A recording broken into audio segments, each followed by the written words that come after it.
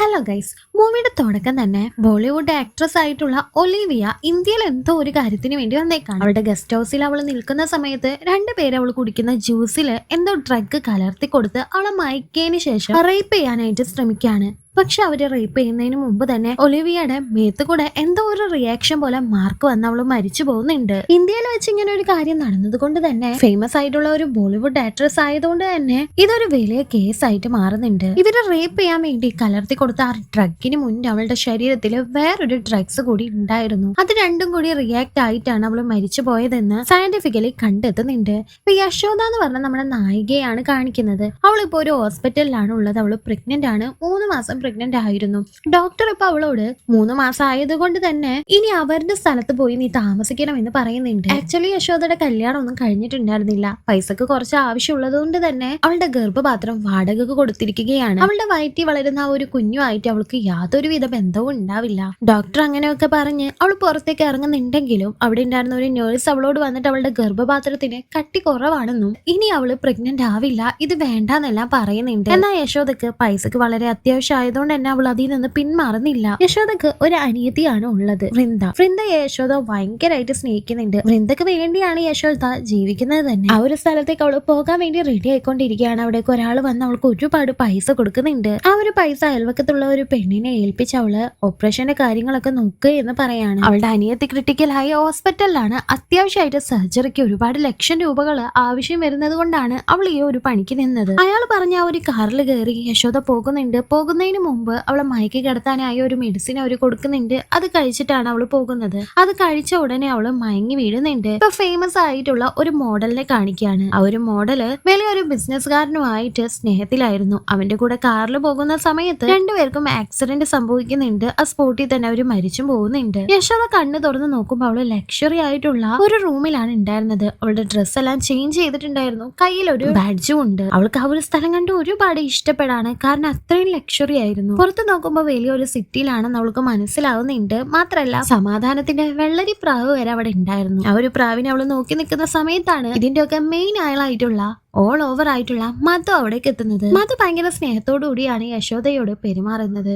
എന്താവശ്യം ഉണ്ടെങ്കിലും ആരോട് പറഞ്ഞാൽ അത് അപ്പൊ തന്നെ നടക്കുമെന്നല്ല മധു യശോദയോട് പറയുന്നുണ്ട്. യശോദക്ക് മാത്രമായിട്ട് ഒരു പേഴ്സണൽ നേഴ്സ് വരെ മധു ഏർപ്പാടാക്കി കൊടുത്തിരുന്നു. ആ ബിസിനസ്സുകാരന്റെ മരണത്തിൽ കുറച്ച് സംശയങ്ങൾ ഉള്ളത് കൊണ്ട് തന്നെ കമ്മീഷണർ ഋഷി എന്ന് പറഞ്ഞ ഒരു പോലീസ് ഓഫീസർ ഈ കേസ് ഡീൽ ചെയ്യാനായിട്ട് അയക്കുന്നുണ്ട്. യശോദ അവളുടെ പൊട്ട് മിററിൽ വെക്കുന്ന സമയത്ത് അവളുടെ പേഴ്സണൽ നേഴ്സ് അവിടേക്ക് വന്നിട്ട് അവളോട് ഇങ്ങനെയൊന്നും ചെയ്യരുതെന്ന് ഭയങ്കര റൂഡായിട്ട് സംസാരിക്കുകയാണ്. മാത്രമല്ല സ്കാനിങ്ങിന് വേണ്ടി അവളെ കൂട്ടിക്കൊണ്ട് പോകുമ്പോഴും ഭയങ്കര കർശനായിട്ടുള്ള നിയമങ്ങളെല്ലാം പറഞ്ഞ് ഭയങ്കര സ്ട്രിക്റ്റ് ആയിട്ടുള്ള ഒരു നേഴ്സ് തന്നെയായിരുന്നു അത്. സ്കാനിങ്ങിന് അവളെ കൊണ്ടുപോകുന്നത് ഗൗതം എന്ന് പറഞ്ഞ ഒരു ഡോക്ടർ അടുത്തേക്കാണ്. അവൾക്ക് ലേഡി ഡോക്ടർ വേണമെന്ന് ആവശ്യപ്പെടുന്നുണ്ടെങ്കിലും അതൊന്നും നോക്കണ്ട, ഡോക്ടർ ലേഡി ആയാൽ എന്താ മെൻ ആയാൽ എന്താ എന്നാണ് ഗൗതം പറയുന്നത്. സ്കാനിങ് ചെയ്ത് യശോദക്ക് ആ ഒരു കുട്ടിയെ അവൻ കാട്ടിക്കൊടുക്കുന്നുണ്ടായിരുന്നില്ല. ഇവരുടെ നിയമപ്രകാരം ആ ഒരു കുട്ടി ജനിച്ച ഉടനെ തന്നെ ഒന്ന് മുഖത്ത് പോലും നോക്കാതെ ഇവിടെ നിന്ന് പോകണമെന്നായിരുന്നു. ഗൗതം ഇട്ടിരിക്കുന്ന കണ്ണാടിയിലൂടെ യശോദ ആ ഒരു കുട്ടിയെ കാണുന്നുണ്ട്. കുട്ടിയെ കാണിച്ചു തന്നതിൽ താങ്ക്സ് പറഞ്ഞിട്ടാണ് അവൾ അവിടെ നിന്ന് പോകുന്നത്. ആ ഒരു ബാഡ്ജില് സെൻസർ ഉണ്ടായിരുന്നു. അത് യൂസ് ചെയ്തിട്ടാണ് അവര് ഫുഡ് കഴിക്കുന്നതും അവരെവിടെയൊക്കെ പോകുന്നുണ്ടെന്ന് നോട്ട് ചെയ്യുന്നതും ഒക്കെ. യശോദയെ ഒരു ഗാങ്ങിലാണ് കൊണ്ടുപോയി ആക്കുന്നത്. ആ ഗാങ്ങിൽ മൊത്തം ഇപ്പൊ യശോദയെ കൂട്ടിക്കൊണ്ട് 5 പേരാണ് ഉള്ളത്. സോൺ 3 എന്ന് പറഞ്ഞ അവരുടെ ആ ഒരു ഡിപ്പാർട്ട്മെന്റിന്റെ ലീഡർ തന്നെയായിരുന്നു തേജു എന്ന് പറഞ്ഞ പെണ്ണ്. പിന്നെ ലീല, കാജൽ, ജെനി അവരായിട്ട് കമ്പനി ആവാൻ വേണ്ടി യശോദ ശ്രമിക്കുന്നുണ്ടെങ്കിലും തുടക്കല്ലേ ചെറിയൊരു റാഗിങ് എല്ലാം ഉണ്ടായിരുന്നു. ആ റാഗിങ്ങിന്റെ ഭാഗമായിട്ട് സോൺ 2 പോയിട്ട് സിഗരറ്റ് പാക്കറ്റ് എടുത്തിട്ട് വരാനായിട്ട് തേജു യശോദയോട് പറയുന്നുണ്ട്. സോൺ 2 എല്ലാവരും കൊണ്ടുവരുന്ന ലഗേജ് ഒക്കെ ഇരിക്കുന്നത്. വേറെ വഴിയില്ലാതെ യശോദ എല്ലാവരുടെ കണ്ണ് വെട്ടിച്ച് അതിന്റെ ഉള്ളിലേക്ക് കയറുന്നുണ്ട്. അത് റെസ്ട്രിക്റ്റഡ് ഏരിയ ആയിരുന്നു. ക്യാമറ നോക്കിയ വാച്ച്മാന് യശോദയെ കാണുന്നുണ്ട്. അവൻ അവളുടെ പിന്നാലെ ചെന്ന് അവളെ വേറെ ഉദ്ദേശത്തില് പിടിക്കാനായിട്ട് നോക്കുന്നുണ്ടെങ്കിലും അതിന് മുന്നായിട്ട് ഡോക്ടർ അവിടേക്ക് വരുന്നുണ്ട്. ഗൗതം യശോദയോട് ഇവിടേക്കൊന്നും വരാൻ പാടില്ല എന്ന് പറയുന്നുണ്ട്. അവളുടെ ബാഗ് ചോദിച്ചു വന്നതാണെന്നും എന്റെ അനിയത്തിയുടെ ചുരിദാർ അതിലുണ്ട്, അതൊന്നും എടുത്തു തരുമെന്നും ഡോക്ടറോട് അവള് ചോദിക്കാൻ. എന്നാൽ ഇവിടേക്കൊന്നും കയറാൻ പാടില്ല എന്ന് പറഞ്ഞ് ഡോക്ടർ അവളോട് പുറത്തു പോകാനായിട്ട് ആവശ്യപ്പെടാണ്. ഇത്ര വലിയ കേസ് ആയതുകൊണ്ട് തന്നെ ഋഷി ഇന്റലിജന്റ് മിലിറ്ററി ഓഫീസർ ആയിട്ടുള്ള വാസുദേവന്റെ സഹായം ചോദിക്കുന്നുണ്ട്. അയാളും കാർ വന്നൊക്കെ പരിശോധിച്ചതിന് ശേഷമാണ് മനസ്സിലാവുന്നത് ഇതൊരു മർഡർ ആണെന്ന്. കാരണം ആ ഒരു കാറില് എയർ ബാഗിന്റെ ഉള്ളില് മൊത്തം 3 ഗ്യാസ് ആണ് ഉണ്ടാവുക. അതില് 2 രണ്ടെണ്ണം ചിലപ്പോൾ റിയാക്ട് ചെയ്ത് ആളുടെ ജീവൻ ആപത്ത് പറ്റാനുള്ള സാധ്യത ഉണ്ട്. ആ ഒരു റിയാക്ഷനെ മറികടക്കാൻ വേണ്ടി വേറെ ഒരു ഗ്യാസും കൂടി ഉണ്ടാവും. ആ ഒരു ഗ്യാസ് ഈ എയർ ബാഗ്സിൽ നിന്ന് എല്ലാതും റിമൂവ് ചെയ്തിട്ടുണ്ട്. കൊല്ലാൻ വേണ്ടി തന്നെ മനഃപൂർവ്വമാണ് ഇത് ചെയ്തതെന്ന് കമ്മീഷണറോടും ഋഷിയോടും വാസുദേവൻ പറയുന്നുണ്ട്. പിന്നെ ആ ഒരു മരിച്ചുപോയ മോഡൽ ആയിട്ടുള്ള പെണ്ണിന്റെ ലാപ്ടോപ്പ് പരിശോധിക്കുമ്പോൾ അവൾ ഒരു ക്രീമിനെ പറ്റി അനലൈസ് ചെയ്യുന്നുണ്ടായിരുന്നു എന്ന് പോലീസുകാർക്ക് മനസ്സിലാവുന്നുണ്ട്. അതുമായി ബന്ധപ്പെട്ട് ആ ഒരു ക്രീമിന്റെ മാനുഫാക്ചറിംഗ് ഡിപ്പാർട്ട്മെന്റിലേക്ക് അവൻ പോകുന്നുണ്ട്. പിന്നീടാണ് മനസ്സിലാവുന്നത് അതിൽ ഉൾപ്പെട്ടിട്ടുള്ളത് മിനിസ്റ്റർ ആണ്. അത് തൊടാൻ പറ്റില്ല എന്ന് അവർക്ക് മനസ്സിലാവുന്നുണ്ട്. ബ്രേക്ക്ഫാസ്റ്റ് ടൈമില് യശോദ തേജുവിന് ആ ഒരു സിഗരറ്റിന്റെ പാക്കറ്റ് കൊണ്ടുവന്ന് കൊടുക്കുന്നുണ്ട്. അതുകൊണ്ട് തന്നെ അവർ രണ്ടുപേരും കമ്പനി ആവാണ്. സുധാമ എന്ന് പറഞ്ഞ അവരുടെ വാർഡ് അവളുടെ ടാബ് കാണാനില്ല എന്ന് പറഞ്ഞ് തേജുവിനോട് വന്ന് അന്വേഷിക്കുന്നുണ്ട്. കാരണം തേജു ആയിരിക്കും അത് ചെയ്തിരിക്കുന്നത്. അത്തരത്തിലുള്ള കുരുത്തക്കേടുകളെല്ലാം ചെയ്യുന്നത് തേജു ആയിരുന്നേ. അവളാന്ന് വെച്ചാൽ സുധാമക്ക് നല്ലത് കൊടുത്ത് പറഞ്ഞയക്കുന്നുണ്ട്. സുധാമ ഭയങ്കര ടെൻഷനിലായിരുന്നു. അതില്ലാതെ ഒരു കാര്യവും നടക്കൂല. ഏത് പേഷ്യൻസിന് ഏത് മെഡിസിൻസ് ആണ് കൊടുക്കേണ്ടതെന്നെല്ലാം ഉള്ള ഡീറ്റെയിൽസ് ആ ഒരു ടാബിലായിരുന്നു ഉണ്ടായിരുന്നത്. യശോദ അവിടെ ആയിരുന്നെങ്കിൽ പോലും അവൾക്ക് അനിയത്തിയുടെ ഓർമ്മ പോകുന്നേ ഉണ്ടായിരുന്നില്ല. തന്റെ അനിയത്തിയുടെ ചെലവുകളെല്ലാം യശോദ നോക്കിയിരുന്നത് സൊമാറ്റോയില് ഓടിയിട്ടായിരുന്നു. അതുപോലെ തന്നെ അനിയത്തിക്കും അവളോട് ഒരുപാട് സ്നേഹമാണ്. ഇപ്പൊ ടാബ് നോക്കിക്കൊണ്ടിരിക്കുന്ന സുധാമയുടെ അടുത്തേക്ക് യശോദ പോയിട്ട് അവള് മോഷ്ടിച്ചു വെച്ചിരുന്ന ആ ഒരു ടാബ് ബുക്കിന്റെ ഇടയിലായിട്ട് എടുത്തു വെക്കുന്നുണ്ട്. ഈ എടുത്തു വെക്കുന്നത് ലീല കാണാണ്. വന്നപ്പോ തന്നെ അവളുടെ മെക്കിട്ടൊന്ന് കയറാൻ നോക്കിയില്ലേ, അതിന്റെ പ്രതികാരമായിട്ടാണ് യശോദ ഇപ്പൊ ഇങ്ങനെ ചെയ്തത്. ആ ഒരു മോഡലിന്റെ ലാപ്ടോപ്പ് പരിശോധിച്ചതിൽ നിന്ന് ഈഗിൾ എന്ന് പറഞ്ഞിട്ടുള്ള ഒരു ഐഡിയ ഒരാള് ഇതുമായി ബന്ധപ്പെട്ടിട്ടുണ്ടെന്ന് മനസ്സിലാക്കി എന്തെങ്കിലും അറിയാൻ പറ്റുമോ എന്ന് അറിയാനായിട്ട് അയാളുടെ വീട്ടിലേക്ക് പോകുമ്പോഴേക്കും അയാൾ മരിച്ചു പോയിട്ടുണ്ടായിരുന്നു. ഫ്രിഡ്ജ് പരിശോധിക്കുമ്പോൾ അതിന്റെ ഉള്ളിൽ നിന്ന് ഒരു ഡ്രഗ്സിന്റെ ബോട്ടില് ഒരു ട്യൂബ് അവർക്ക് കിട്ടുന്നുണ്ട്. അതെന്താന്ന് ഐഡന്റിഫൈ ചെയ്യാനായിട്ട് ലാബിലേക്ക് അയക്കാണ്. ലാബിൽ റിസർച്ച് ചെയ്തതിന് ശേഷം ഒരാൾക്ക് മനസ്സിലാവുന്നുണ്ട് ഈ സെയിം ഡ്രഗ് തന്നെയായിരുന്നു ഒലീവിയയുടെ ശരീരത്തിൽ ഉണ്ടായിരുന്നത്. ഈ കാര്യം വിളിച്ച് ഋഷിയോട് അയാൾ പറയുന്നുണ്ട്. യശോദയെ പരിശോധിക്കാൻ വേണ്ടി ഡോക്ടർ ആയിട്ടുള്ള ഗൗതം അവിടേക്ക് എത്തുന്നുണ്ട്. അവള് ചോക്ലേറ്റ് തിന്നുന്നത് കണ്ട അവനും ചോക്ലേറ്റ് ഒന്നും അധികം തിന്നുന്നത് നല്ലതല്ല എന്ന് പറയാണ്. മാത്രല്ല യശോദയെ ഗൗതം നന്നായി ശ്രദ്ധിക്കുന്നുണ്ടായിരുന്നു. അവൾക്ക് പൊട്ട് വെച്ചിട്ട് നല്ല ഭംഗിയുണ്ടെന്നെല്ലാം പറഞ്ഞ് ഒന്ന് കോംപ്ലിമെന്റ് ഒക്കെ ചെയ്തിട്ടാണ് അവൻ അവളുടെ ചോക്ലേറ്റും പറിച്ചുകൊണ്ട് അവിടെ നിന്ന് പോകുന്നത്. ഇതിനിടയിൽ യശോദ ചോക്ലേറ്റിനോട് വലിയ താല്പര്യമില്ലാന്നും കപ്പലണ്ടി മിഠായിയാണ് ഇഷ്ടമെന്നും അവനോട് പറയുന്നുണ്ടായിരുന്നു. വാഷ്റൂമിൽ ചെന്ന് തേച്ചു സിഗരറ്റ് വലിക്കാമെന്ന് കരുതി യശോദ കൊടുത്ത ആ ഒരു പാക്കറ്റ് പൊട്ടിച്ചു നോക്കുമ്പോൾ അതിൽ നിന്ന് അവൾക്ക് ഡയറി മിൽക്കാണ് കിട്ടിയത്. പക്ഷെ അവളുടെ കയ്യിൽ വേറെ സിഗരറ്റ് ഉണ്ടായിരുന്നു. അത് എടുത്ത് വലിക്കാൻ നോക്കുമ്പോൾ യശോദ വന്ന് അത് തടയുന്നുണ്ട്.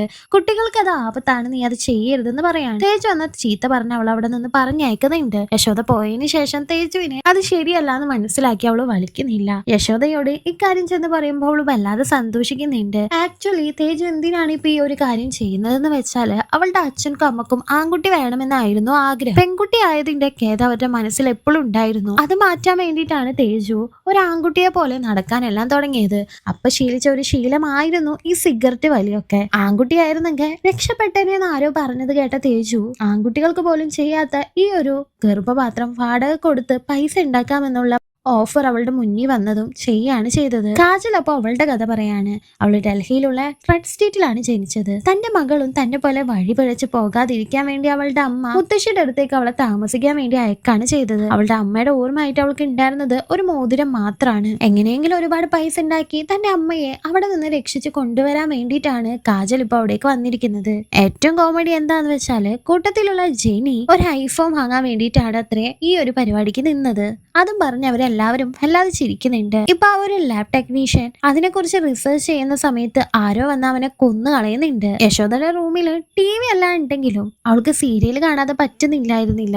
ഗൗതം അവിടേക്ക് വരുമ്പോ കംപ്ലൈന്റ് പോലെ അവൾ അത് പറയുന്നുണ്ട്. ഗൗതം യശോദയോട് നിന്റെ കല്യാണം കഴിഞ്ഞതാണോ എന്ന് ചോദിക്കുമ്പോ അല്ല, ഇതൊക്കെ കഴിഞ്ഞിട്ട് വേണം എനിക്ക് കല്യാണം കഴിക്കാൻ അവള് പറയുന്നുണ്ട്. ഇതുപോലത്തെ ഒരു ചെക്കനെയാണ് നീ ആഗ്രഹിക്കുന്നതെന്ന് ചോദിക്കുമ്പോ എന്താപത്തിപ്പെട്ടാലും എന്നെ വന്ന് രക്ഷിക്കുന്ന, ഞാൻ പൊട്ട് വെച്ചിട്ടുണ്ടോ വെച്ചിട്ടില്ല എന്നൊക്കെ ശ്രദ്ധിക്കുന്ന അറ്റ്ലീസ്റ്റ് ഒരു ഡോക്ടറെങ്കിലും ആയിട്ടുള്ള ഒരാളെയാണ് എനിക്ക് വേണ്ടതെന്ന് അവള് പറഞ്ഞത് തന്നെയാണ് പറയുന്നതെന്ന് ഗൗതമിന് മനസ്സിലായിട്ട് അവന്റെ കയ്യിലുള്ള സെതസ്കോപ്പ് വരെ താഴെ വീണ് പോവാണ്. യശോദക്ക് അവന് ആ ഒരു കപ്പലണ്ടി മിഠായിയും കൊണ്ടുവന്ന് കൊടുക്കാണ്. ചമ്മല് കൊണ്ട് തന്നെ അവനും അവിടെ നിന്ന് പോകുന്നുണ്ട്. ഇപ്പൊ എല്ലാവരും ചേർന്ന് അവരവർക്ക് ഉണ്ടാവാൻ പോകുന്ന കൊച്ച് ആൺകുട്ടിയാണോ പെൺകുട്ടിയാണോ എന്നൊക്കെ വെറുതെ ടോസ് ചെയ്ത് നോക്കുന്നുണ്ട്. സ്കാനിങ് ചെയ്യാൻ പോകുന്ന സമയത്ത് ഗൗതം യശോദക്ക് ആ ഒരു കുട്ടിയെ കാട്ടിക്കൊടുക്കാണ്. സുധാമയെ ഇപ്പൊ എല്ലാവരും ചേർന്ന് കളിയാക്കുന്നുണ്ട്. ഗൗതമും യശോദയും തമ്മിലുള്ള ആ ഒരു കപ്പലണ്ടി മിഠായി വിതരണം നല്ല രീതിയിൽ തന്നെ നടക്കുന്നുണ്ടായിരുന്നു. അങ്ങനെ ഇരിക്കുമ്പോഴാണ് പെട്ടെന്ന് കാജലിന് പെയിൻ വരുന്നത്.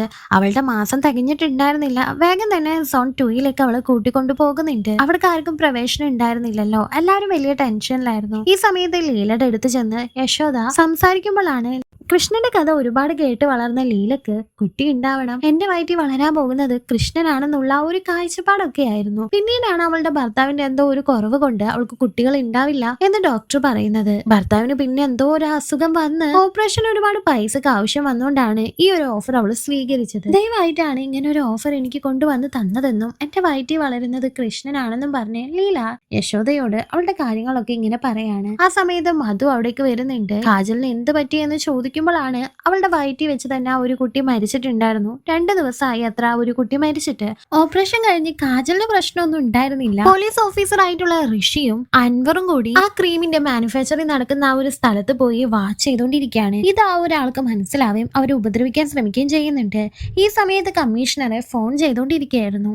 അൻവറിന് വെടിയേറ്റ് അവൻ മരിച്ചു പോകുന്നുണ്ട്. ഈ സമയത്ത് തന്നെ കമ്മീഷണർക്കും ആക്സിഡന്റ് പറ്റാണ്. കമ്മീഷണർ ഇപ്പൊ ഹോസ്പിറ്റലിൽ അഡ്മിറ്റ് ആണ്. അൻവർ മരിച്ചിട്ടുണ്ടായിരുന്നു. എല്ലാവരും ഇപ്പൊ അതിന്റെ വിഷമത്തിലായിരുന്നു. യോഗ നടക്കുന്ന ആ ഒരു സ്ഥലത്തേക്ക് മധു വരുന്ന സമയത്ത് യശോദ കാജലിനെ പറ്റി ചോദിക്കുന്നുണ്ട്. അവളുടെ ഓപ്പറേഷൻ ഒക്കെ കഴിഞ്ഞ് റെസ്റ്റ് കഴിഞ്ഞ് അവള് വീട്ടിലേക്ക് തിരിച്ചു പോയി, വേറെ പ്രശ്നങ്ങളൊന്നും ഇല്ല എന്നാണ് മധു പറയുന്നത്. എന്നാൽ ഇതില് യശോദക്കും ലീലക്കും വലിയ ഡൗട്ട് തോന്നുന്നുണ്ട്. കാരണം ഓപ്പറേഷൻ ഒക്കെ കഴിഞ്ഞാൽ അത്ര പെട്ടെന്ന് തിരിച്ചു പോകാൻ പറ്റുമോ എന്നാണ് അവർ ആലോചിക്കുന്നത്. യശോദ ഇപ്പൊ അതിനെ പറ്റി തന്നെയാണ് ആലോചിച്ചുകൊണ്ടിരിക്കുന്നത്. സുധാമ യശോദയുടെ റൂമിൽ നിന്ന് ഒരു അലാറം കേട്ടത് അവിടെ പോയി നോക്കുന്നുണ്ട്. യശോദ വീണ് കിടക്കായിരുന്നു. വേഗം സോൺ 2യിലേക്ക് അവളെ കയറ്റി വേണ്ട ട്രീറ്റ്മെന്റ് ഒക്കെ ഗൗതം ഡോക്ടർ കൊടുക്കുന്നുണ്ട്. ആശുപത്രി കിടക്കുന്ന കമ്മീഷണർ ഒരുപാട് കാര്യങ്ങൾ അന്വേഷിച്ചിട്ടുണ്ടായിരുന്നു. CBI അന്വേഷിച്ച സമയത്താണ് മനസ്സിലാവുന്നത് മരിച്ച ബോളിവുഡ് ആക്ട്രസ് ആയിട്ടുള്ള ഒലീവിയയും ആ ഒരു മോഡൽ പെണ്ണും വർഷത്തിലെ 2 പ്രാവശ്യം ഇന്ത്യയിൽ വിസിറ്റ് ചെയ്തു. മരണപ്പെട്ട ഇവർക്ക് എല്ലാവർക്കും കോമൺ ആയിട്ട് ഉണ്ടായിരുന്നത് ഇവർ ഇന്ത്യയിൽ വിസിറ്റ് ചെയ്യുന്ന ആ ഒരു 2 പ്രാവശ്യത്തെ കുറിച്ചാണ്. ആ ഒരു ടൈം ഗ്യാപ്പും ആണ്. 6 മാസം കഴിയുമ്പോഴാണ് അവർ ഓരോ തവണ ഇന്ത്യയിലേക്ക് വന്ന് 3 ദിവസം ഇവിടെ സ്റ്റേ ചെയ്ത് തിരിച്ചു പോകാറുള്ളത്. അതിൽ എലീന എന്ന് പറഞ്ഞ ഒരു പെണ്ണ് ഇന്നേക്ക് ഇന്ത്യയിൽ വന്ന് പോയിട്ട് 6 മാസം ആയെന്നും ഇനി എന്തായാലും എലീന അടുത്ത ദിവസം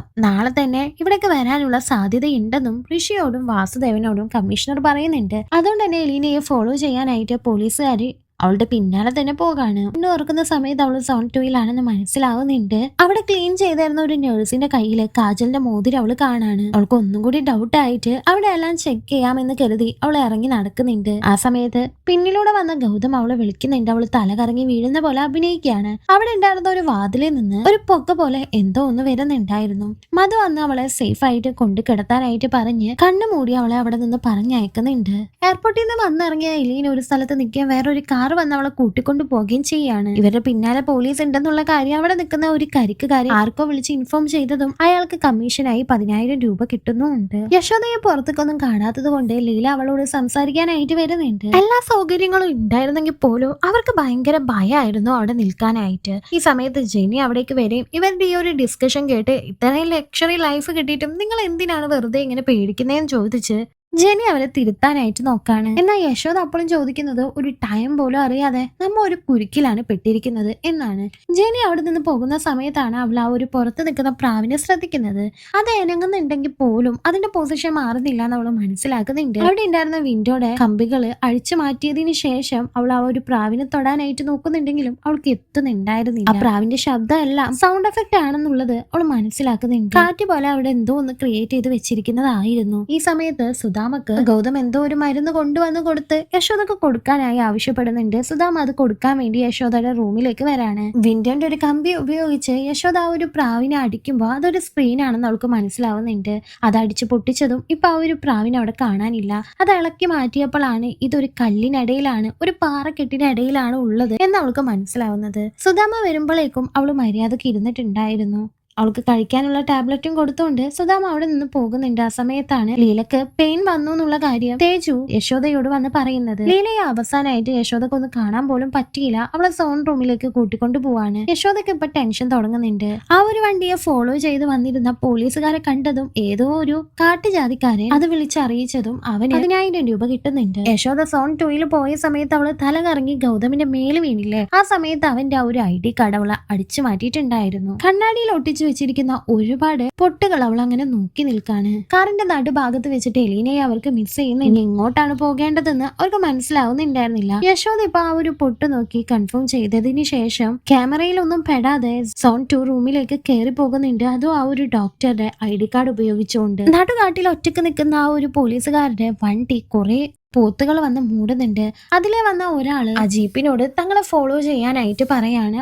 അവരും അയാളെ ഫോളോ ചെയ്ത് പോകുന്നുണ്ട്. സോൺ 2 റൂമിൽ ഒളിച്ചെന്തോ ഒക്കെ നോക്കിക്കൊണ്ടിരിക്കുന്ന യശോദയെ പിന്നിൽ നിന്ന് ജെനി വന്ന് വിളിക്കുന്നുണ്ട്. അതിന്റെ ഉള്ളിലേക്ക് കയറിയിട്ട് ഒരു കാര്യമില്ല, അവിടെ ഫുള്ള് ഇരുട്ടായിരിക്കും. ഒരു പ്രത്യേക തരം ഗ്ലാസ് യൂസ് ചെയ്താൽ മാത്രമേ നിനക്ക് അവിടെ കാണാൻ പോലും പറ്റുള്ളൂ എന്ന് ജെനി അവളോട് പറഞ്ഞു കൊടുക്കുന്നുണ്ട്. ഇതെല്ലാം നിനക്ക് എങ്ങനെ അറിയാന്നാണ് യശോദ അപ്പോൾ ചോദിക്കുന്നത്. ജെനി ഒരു കള്ളച്ചിരി ചിരിച്ചുകൊണ്ട് അവളുടെ വയറ്റിൽ വെച്ചിരുന്ന ആ ഒരു പില്ലോ എടുത്ത് മാറ്റാണ്.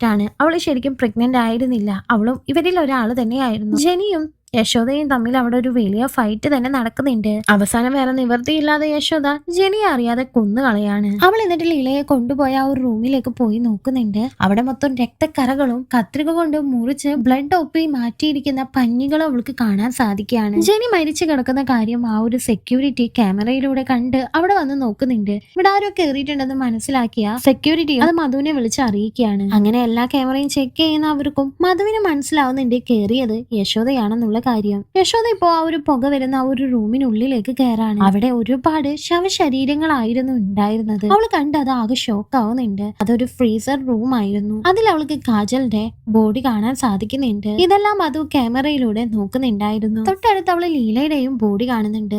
സഹിക്കാൻ പറ്റാതെ അവൾ നിന്ന് കരഞ്ഞോണ്ടിരിക്കുകയാണ്. അതിനുശേഷം അവൾ ആരെയോ അന്വേഷിക്കുന്നുണ്ടായിരുന്നു. ആ കാട്ടുജാതിക്കാരെ ഫോളോ ചെയ്ത് എത്തിയ പോലീസുകാരെ ഒരു ഗോഡൌണില് അവര് കൊണ്ടുപോയി അടച്ചു വെക്കാണ്. സെക്യൂരിറ്റി ഇപ്പോ യശോദ ആ റൂമിലാണ് ഉള്ളതെന്ന് അറിഞ്ഞിട്ട് അവിടേക്ക് അവളെ പിടിക്കാനായിട്ട് എത്തുന്നുണ്ട്. ലീലയുടെ ബോഡി വെച്ചിരിക്കുന്ന ആ ഒരു സ്റ്റോണിലായിട്ട് അവളുടെ പേരും അസറ്റ് നമ്പർ എന്ന് പറഞ്ഞ് 304 എന്നാണ് എഴുതിയിട്ടിരിക്കുന്നത്. വേറെ ഒരു റൂമിലേക്ക് കയറിയ യശോദക്ക് ഒന്നും തന്നെ കാണാൻ സാധിക്കുന്നുണ്ടായിരുന്നില്ല. അവിടെ ഇരിക്കുന്ന ഗ്ലാസ് എടുത്ത് അവൾ വെക്കുമ്പോഴാണ് അവൾക്ക് കാണാൻ സാധിക്കുന്നത്. ലീലയുടെ അതിൽ ഉണ്ടായിരുന്ന 304 നമ്പർ ലോക്കർ അവൾ അന്വേഷിച്ച് നടക്കാണ്. അത് തുറക്കുമ്പോൾ അതിൽ നിന്ന് ഒരു ശിശുവിനെ അവൾക്ക് കിട്ടുന്നുണ്ട്. നശിക്കാതിരിക്കാൻ വേണ്ടി അത് ആസിഡില് ഇട്ട് വെച്ചിരിക്കുകയായിരുന്നു. പേടിച്ചു പോയ യശോദ കരഞ്ഞുകൊണ്ട് ബാക്കിലേക്ക് പോകുമ്പോ അറിയാതെ ഒരു സ്വിച്ച് നീങ്ങുന്നുണ്ട്. അവിടെ ഉണ്ടായിരുന്ന അത്ര തോന്നിയ ശിശുക്കളും അവളുടെ കണ്ണിൽ അപ്പൊ കാണാൻ ഒരു ലൈറ്റ് പോലെ. സെക്യൂരിറ്റി വന്ന് അവളെ പിടിച്ചോണ്ട് പോകുന്നുണ്ട്. അയാൾക്ക് ഗർഭിണികളായ പെണ്ണുങ്ങളെന്ന് വെച്ചാൽ എന്തോ ഹരാണ് അത്ര. യശോദയെ ഉപദ്രവിക്കാനായിട്ട് അയാൾ ശ്രമിക്കുന്നുണ്ടെങ്കിലും ആ സമയത്ത് കറക്റ്റ് ആയിട്ട് യശോദ ഫൈറ്റ് ചെയ്ത് അയാളിൽ നിന്ന് രക്ഷപ്പെട്ടു പോകുന്നുണ്ട്. അവിടെ ഉണ്ടായിരുന്ന ക്യാമറയിലൂടെ മധു ഒരു റൂം തുറക്കുന്നതായിട്ട് യശോദ കാണുന്നുണ്ട്. ആ ഒരു പിൻകോഡ് അവള് മനസ്സിലാക്കാണ്. മധു അവിടെ നിന്ന് പോയത് ആ ഒരു റൂമിന്റെ പിൻകോഡ് ഉപയോഗിച്ച് അവൾ ഉള്ളിലേക്ക് കയറുന്നുണ്ട്. ലാബ് തുറക്കാൻ നോക്കുന്നുണ്ടെങ്കിലും പറ്റുന്നില്ല. ഉള്ളിലുണ്ടായിരുന്ന ലോക്കർ തുറക്കാൻ നോക്കിയിട്ടും പറ്റുന്നില്ല. പക്ഷെ ഇതെല്ലാം മധു അവിടെ നിന്ന് കാണുന്നുണ്ടായിരുന്നു. അവള് യശോദ അതിന്റെ ഉള്ളിലേക്ക് കയറുമെന്നുള്ള ഉറപ്പിൽ തന്നെയാണ് പുറത്തു പോയത്. ഇപ്പോഴും യശോദയോട് സ്നേഹത്തോടുകൂടിയാണ് മധു സംസാരിക്കുന്നത്.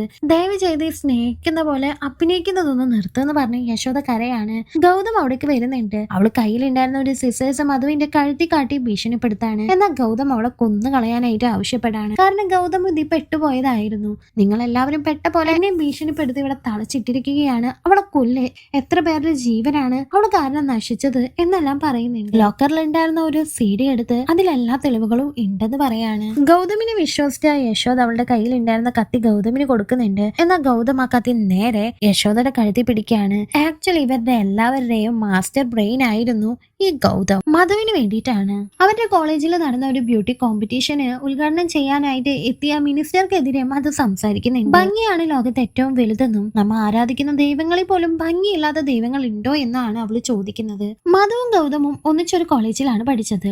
ഗൗതമിന് മധുവിന് വലിയ ഇഷ്ടമായിരുന്നു. അവൻ അവളെ പോയി പ്രപ്പോസ് ചെയ്യുന്നുണ്ടെങ്കിലും നിന്നെ പോലത്തെ ഒരാളെയൊന്നും എനിക്ക് ഇഷ്ടമല്ല എന്നും പറഞ്ഞ അവളെ വല്ലാതെ നാണം കെടുത്തുന്നുണ്ട്. ആക്ച്വലി അവൻ ഭയങ്കര ജീനിയസ് ആയിരുന്നു. ഫ്രാൻസിൽ അവൻ ചെയ്ത ഒരു പ്രോജക്റ്റ് അക്സെപ്റ്റ് ചെയ്തിട്ട് വരെയുണ്ട്. മിനിസ്റ്റർക്കെതിരെയാണ് അവൾ സംസാരിച്ചതെങ്കിലും അവളോട് മിനിസ്റ്റർക്ക് എന്തോ ഒരു ഇഷ്ടം തോന്നി കല്യാണം കഴിക്കണമെന്ന് പറയാണ്. നേരെ അവളുടെ വീട്ടിൽ വന്ന് പെണ്ണ് ചോദിക്കുന്നുണ്ട്.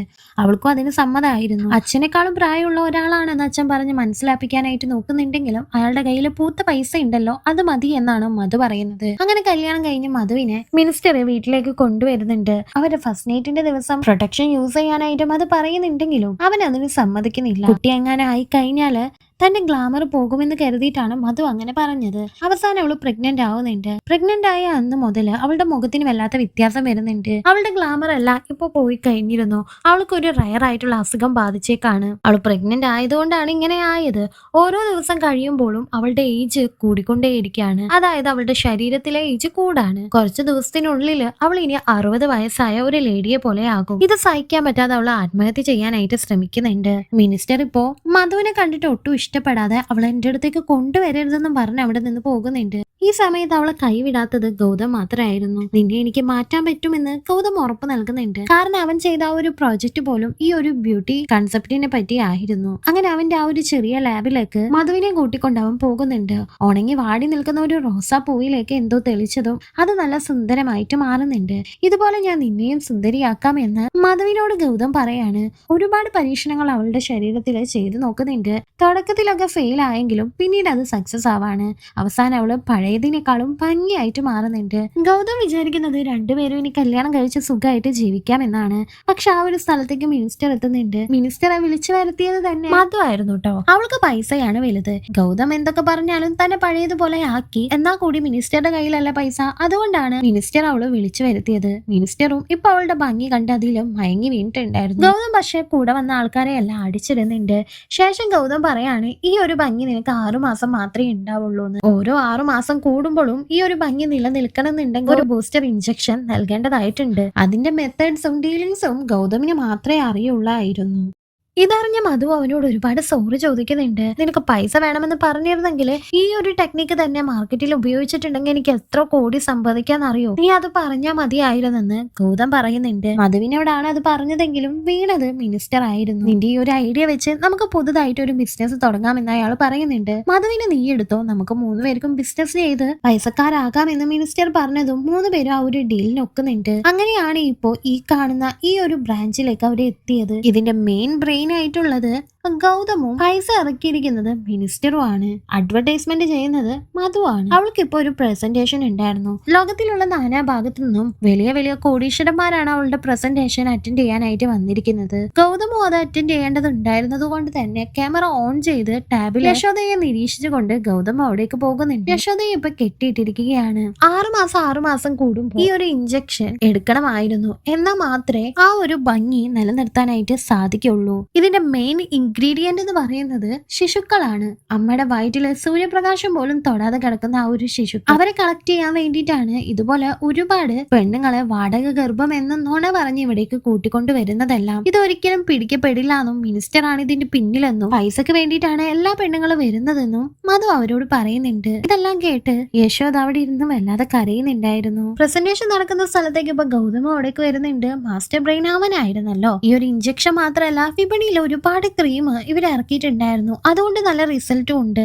അതുകൊണ്ട് അവരുടെ ക്രീമിനെല്ലാം ഭയങ്കര സെയിലാണ് ഉള്ളത്. ആ ഒരു മോഡൽ ഈ ക്രീമിനെ കുറിച്ച് റിസർച്ച് ചെയ്യാൻ തുടങ്ങിയപ്പോഴാണ് ആർക്കും ഒരു സംശയം ഇല്ലാതെ ആ ഒരു മോഡലിനെ ഇവര് കൊന്നു കളഞ്ഞത്. പിന്നെ ആദ്യം നമ്മ കണ്ട ബോളിവുഡ് ആക്ട്രസ് ആയിട്ടുള്ള ഒലിവിയ മരിച്ചത് ഈ ഡ്രഗ് എടുത്തു കഴിഞ്ഞ് 40 ദിവസത്തിന് വേറെ ഒരു ഡ്രഗ്സ് അവരുടെ ശരീരത്തിൽ പോകാനായിട്ട് പാടില്ല. ഒലിവിയെ മയക്കാനായിട്ട് ഒരു ഡ്രഗ് കൊടുത്തില്ലേ, അതാണ് അവളുടെ മരണത്തിന്റെ കാരണം. ഇവിടെ ഈ ഒരു പ്രസന്റേഷൻ നടന്നുകൊണ്ടിരിക്കുമ്പോൾ യശോദ എങ്ങനെയൊക്കെ അവിടെ നിന്ന് രക്ഷപ്പെട്ടു പോകുന്നുണ്ട്. അത് ക്യാമറയിലൂടെ ഗൗതം കാണുന്നുമുണ്ട്. യശോദ അവിടെ എമർജൻസി അസിസ്റ്റിംഗ് കാണാണ്. അതിലൂടെ അവള് പുറത്തേക്ക് പോകാണ്. ട്രാപ്പിൽ അകപ്പെട്ട വാസുദേവൻ ഇപ്പോഴാണ് ഒരു കാര്യം മനസ്സിലാവുന്നത്. ആക്ച്വലി ഇവരുടെ ട്രാപ്പ് തന്നെയായിരുന്നു ഇത്. അവർക്ക് അറിയാമായിരുന്നു നമ്മൾ അവരെ ഫോളോ ചെയ്യുന്നുണ്ടെന്ന്. ഇതിന്റെ പിന്നിൽ ഉണ്ടായിരുന്നത് കമ്മീഷണർ ആണെന്ന് അവർക്ക് മനസ്സിലാവുന്നുണ്ട്. കാരണം എല്ലാ പ്ലാനിങ്ങും കമ്മീഷണറോടായിരുന്നു ഇവരാദ്യം പറഞ്ഞിരുന്നത്. അത് അപ്പാപ്പ പൊളിയൊന്നുമുണ്ട്. കമ്മീഷണർ തന്നെയാണ് ആക്ട് ചെയ്തത്. അൻവർ മരിച്ച ദിവസം കമ്മീഷണർക്ക് ആക്സിഡന്റ് പറ്റിയില്ലേ, അത് അവന്റെ അഭിനയം തന്നെയായിരുന്നു. ഇതുവരെ മനസ്സിലാക്കിയ ആ ഒരു സമയത്ത് തന്നെ കമ്മീഷണറും അവിടേക്ക് എത്തുന്നുണ്ട്.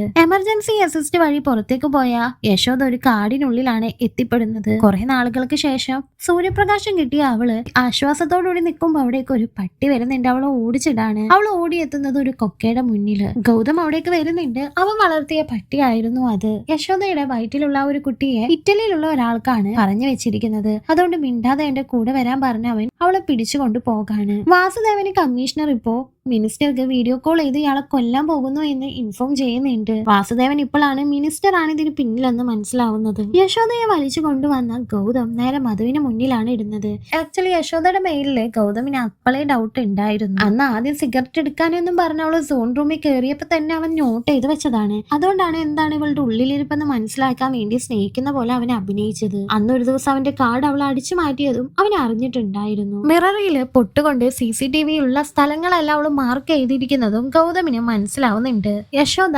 കാജലിന്റെയും പീലയുടെയും ബോഡി കണ്ടതിന് ശേഷം വീണ്ടും വേറെ ഏതോ ഒരു ബോഡി അന്വേഷിക്കുന്നുണ്ടായിരുന്നു. അത് ആരുടെയാണെന്ന് ഗൗതമും മധുവും അവളോട് ചോദിക്കുന്നുണ്ട്. എന്നാൽ അതിന് അവള് ഒരു ഉത്തരവും പറയുന്നുണ്ടായിരുന്നില്ല. നിനക്കിപ്പോ എന്താ അറിയണ്ടേന്ന് ചോദിച്ച് ഗൗതം ഒരു വീഡിയോ കോൾ ചെയ്യാണ്. അവന്റെ ഗസ്റ്റ് ഹൗസില് കുറച്ച് പ്രതികള്, അതായത് എന്നെ അന്വേഷിച്ചു വന്ന ആൾക്കാര് അകപ്പെട്ടിട്ടുണ്ട്. അവരെ എങ്ങനെയാണ് തീർക്കുന്നതെന്ന് നിനക്ക് കാട്ടിത്തരാമെന്നും പറഞ്ഞിട്ടാണ് ഗൗതം വീഡിയോ കോൾ ചെയ്യുന്നത്. ആ സമയത്ത് കമ്മീഷണർ വാസുദേവന്റെ ഹെഡിലായിട്ട് ഷൂട്ട് ചെയ്യാൻ വേണ്ടി ഗണ്ണ് റെഡിയാക്കി നിൽക്കാണ്. വാസുദേവനെ ഷൂട്ട് ചെയ്യുന്നതിന് മുമ്പ് യശോദ ഒരു ഗണ്ണെടുത്ത് ഗൗതമിനെ ഷൂട്ട് ചെയ്യാൻ പോകുന്നുണ്ട്. കമ്മീഷണറോട് ഗൺ താഴ്ത്തിടാൻ പറയാണ്. യശോദയാണ് അതെന്നറിഞ്ഞ ഒരു പോലീസ് ഡിപ്പാർട്ട്മെന്റിന്റെ ആൾക്കാരെല്ലാവരുടെയും മുഖത്ത് ഒരു ചിരി വിടരുന്നുണ്ട്. ആക്ച്വലി ആരാണ് യശോദ? എല്ലാവർക്കും അതായിരുന്നു കൺഫ്യൂഷൻ. ആ സെക്യൂരിറ്റിയെ കൊന്ന സമയത്താണ് അവൾ ആ ഒരു ഗൺ അവളുടെ കൈക്കലാക്കിയത്. ആ ഗണ്ണ് ഉപയോഗിക്കാൻ അവൾക്ക് അറിയില്ലായിരിക്കുമെന്നാണ് ഗൗതം വിചാരിക്കുന്നത്. എന്നാൽ ആ ഒരു ഗണ്ണിനെ കുറിച്ച് കറക്റ്റ് ഡീറ്റെയിൽസ് യശോദ പറയുന്നുണ്ട്.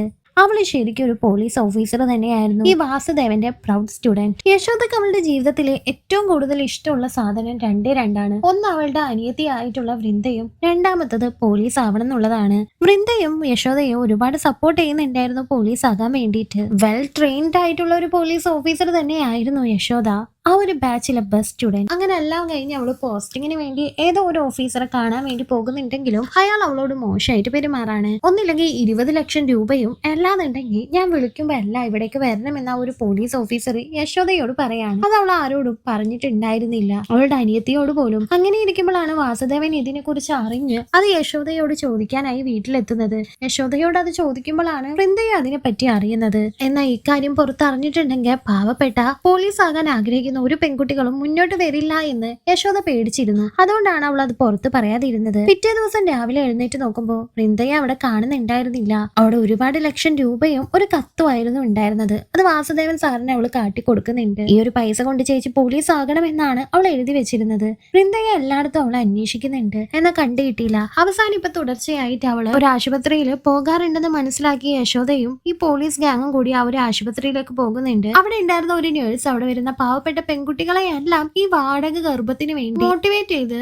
ആളെ പിടിക്കുന്ന ജോലിയായിരുന്നു ചെയ്തിരുന്നത്. അങ്ങനെയാണ് ഈ ഒരു ലേഡി വൃന്ദക്ക് പൈസ വേണമെന്ന് പറഞ്ഞപ്പോ ഈ ഒരു വാടക ഗർഭത്തെ പറ്റി പറഞ്ഞു കൊടുത്തത്. അവളും ആ ഒരു പൈസക്ക് വേണ്ടി അത് തന്നെയാണ് ചെയ്തത്. ഈ പെൺകുട്ടികളെ എല്ലാം എവിടേക്കാണ് കൊണ്ടുപോകുന്നതെന്ന് ആർക്കും അറിയില്ലായിരുന്നു. ഒരു പെൺകുട്ടിയെ പിടിച്ചു കൊടുത്താൽ 30,000 രൂപ കിട്ടും. അതുകൊണ്ടാണ് ആ ഒരു നേഴ്സ് അത് ചെയ്തത്. ഇതിനെക്കുറിച്ച് ഡീറ്റെയിൽ ആയിട്ട് അറിയാൻ ഒരു പെൺകുട്ടി ഇതുപോലെ തന്നെ പ്രഗ്നന്റ് ആയിട്ട് അവരുടെ ആ ഒരു സ്പോട്ടിലേക്ക് പോകണമെന്ന് പോലീസുകാർ തീരുമാനം എടുക്കാണ്. യശോദ ധൈര്യത്തോടുകൂടി ഞാൻ അത് ചെയ്യാമെന്ന് പറയുന്നുണ്ട്. അവളുടെ മുന്നിലുണ്ടായിരുന്ന ഒരേ ഒരു ലക്ഷ്യം അവളുടെ അനിയത്തി മാത്രമായിരുന്നു. ആര് പോകുന്നതിനേക്കാളും നല്ലത് യശോദ പോകുന്നതാണെന്ന് അവര് തീരുമാനിക്കുന്നുണ്ട്. അങ്ങനെയാണ് യശോദ ഇവിടെ എത്തിപ്പെട്ടത്.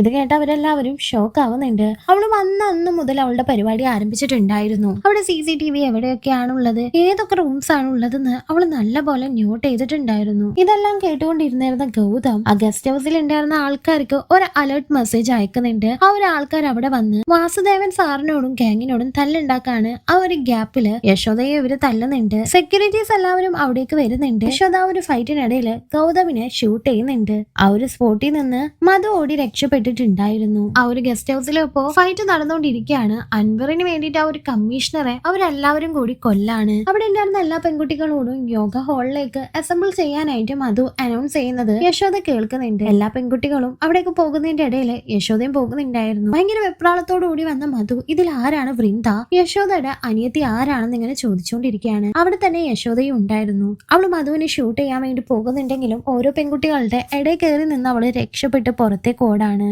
ആ ഒരു പെൺകുട്ടികൾക്ക് എല്ലാവർക്കും ഇപ്പോഴാണ് കാര്യങ്ങളെല്ലാം മനസ്സിലാവുന്നത്. യശോദയെ അന്വേഷിച്ചു വന്ന പോലീസുകാരും അവരുടെ ആ ഒരു സ്പോട്ട് കണ്ടെത്തി അതിന്റെ ഉള്ളിലേക്ക് കയറുന്നുണ്ട്. സുധാമക്ക് ഇതിനെപ്പറ്റി ഒന്നും അറിയില്ലായിരുന്നു. അതൊരു പാവം ഹോസ്പിറ്റലിൽ വർക്ക് ചെയ്യുന്ന പോലെ അങ്ങനെ വർക്ക് ചെയ്താണ്. മധു അവിടെ നിന്ന് ഓടി രക്ഷപ്പെടാനായിട്ട് നോക്കുന്നുണ്ട്. യശോദ എല്ലാ പെൺകുട്ടികളെയും പുറത്തെത്തിക്കുകയാണ്. യശോദ അവള് ഷൂട്ട് ചെയ്യാൻ വേണ്ടി പോകുമ്പോ നിങ്ങൾക്ക് ഞാനൊരു ഫേവർ അല്ല ചെയ്തത്, ഞാൻ കാരണം നിങ്ങളുടെ കഷ്ടപ്പാടെല്ലാം തീർന്നില്ല എന്ന് ചോദിക്കുകയാണ്. എന്നാ ഒരു കുഞ്ഞിനെ കൊല്ലുന്നത് എത്ര പാപമാണെന്ന് പറയുമ്പോൾ എന്ത് കുഞ്ഞെന്നാ നിങ്ങൾ പറയുന്നത്, അത് മാത്രം പറഞ്ഞാൽ എനിക്ക് ദേഷ്യം വരും. എന്റെ ഭംഗി തിരിച്ചെടുക്കാനായിട്ട് എന്റെ വയറ്റിലുള്ള കുട്ടിയാണ് ഞാൻ കൊടുത്തത്. ഇതിലൊന്നും ഒന്നുമില്ലാന്ന് അവൾ അവരോട് പറയാണ്. ഭംഗി കൂട്ടാനായിട്ട് അവൾക്ക് അബോർഷൻ ചെയ്ത് അവളുടെ വയറ്റിലുള്ള കുട്ടിയെ തന്നെയാണ് ഗൗതം ഉപയോഗിച്ചിരുന്നത്. ഇതെല്ലാം കേട്ട ബാക്കിയുള്ള അമ്മമാരെല്ലാവരും അവളുടെ അടുത്തേക്ക് രാക്ഷസിന്ന് വിളിച്ചു പോകുന്നുണ്ട്. അവൾ ആ ഒരു കൊക്കയിൽ വീണ് മരിച്ചു പോകാണ്. ഇപ്പൊ പ്രസവ വേദന വന്ന വൃന്ദയെ പുറത്തേക്ക് കൊണ്ടുവരുന്നുണ്ട്. അവളിപ്പോ 9 മാസം ആയിട്ടുണ്ടായിരുന്നു. തന്റെ അനിയത്തിയെ കണ്ട സന്തോഷത്തില് കരയണോ ചിരിക്കണോ എന്നറിയാതെ യശോദ അവളെ കെട്ടിപ്പിടിക്കുന്നുണ്ട്. ഡെലിവറി പെയിൻ വന്ന സമയത്ത് സുധാമയാണ് ആ ഒരു കുട്ടിയെ സേഫായി പുറത്തെടുത്തത്. അങ്ങനെ ലീലയുടെ കൃഷ്ണൻ ജനിച്ചു എന്ന് യശോദ പറയുന്നുണ്ട്. അവളുടെ അനിയത്തിയെയും അവൾക്ക് തിരിച്ചു കിട്ടാണ്. ആ ഒരു ഡ്രഗിന്റെ ഫോർമുലാസ് എല്ലാം എടുത്ത് രക്ഷപ്പെടാൻ നോക്കിയ ഗൗതമിനെയും പോലീസുകാര് അറസ്റ്റ് ചെയ്യുന്നുണ്ട്. ഇതിന്റെ എല്ലാം പിന്നില് മിനിസ്റ്റർ ആണെന്ന് മനസ്സിലാക്കി അയാളെ പോലീസുകാര് അറസ്റ്റ് ചെയ്ത് കൊണ്ടുപോവാണ്. ഇതിന്റെ പിന്നിലുള്ള എല്ലാവരെയും അറസ്റ്റ് ചെയ്യുന്നുണ്ട്. ഇതുപോലെ ഒരു സംഭവം ആക്ച്വലി നടന്നിട്ടുണ്ടെന്നുള്ള ആ ഒരു നോട്ടോട് കൂടിയാണ് ഈ ഒരു മൂവി അവസാനിക്കുന്നത്. നിങ്ങൾക്ക് ഈ ഒരു മൂവി ഇഷ്ടപ്പെട്ടോ ഇല്ലേന്നൊന്ന് കമന്റ് ചെയ്തേക്കണേ. Thank you.